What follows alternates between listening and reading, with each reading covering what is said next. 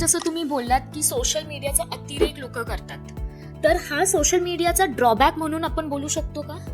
नाही, असं आपल्याला बोलता नाही येणार. लोकांना समस्या आहे तर लोक प्रश्न उचलणारच. जे असो सोशल मीडियाच्या माध्यमातून, म्हणजे फेसबुक असेल, इंस्टाग्राम असेल, युट्यूब आहे. मुळात आजचा उद्देश लोकांनी समजून घेतला पाहिजे. आपली समस्या योग्य पद्धतीने मांडता आली पाहिजे. जी की आता सध्याची कंडिशन आहे की आता महानगरपालिकेमध्ये, प्रत्येक महानगरपालिकेमध्ये 50% आरक्षणामुळे महिला नवीन पद्धतीने आपल्या निवडून दिलेल्या आहेत.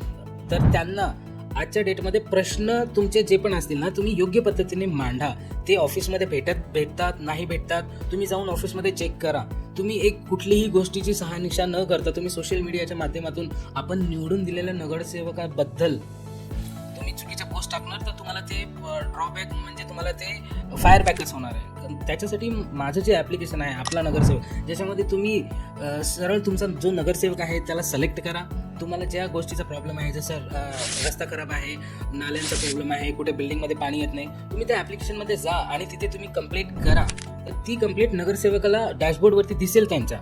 तर मग त्याच्यामुळे होईल असं की नगरसेवक तात्काळ प्रशासनाला ती लगेच तुमची जी कंप्लेंट आहे ती पुढे पाठवेल आणि त्याच्यावरती लवकर तुम्हाला समाधान देण्याचा प्रयत्न करतील.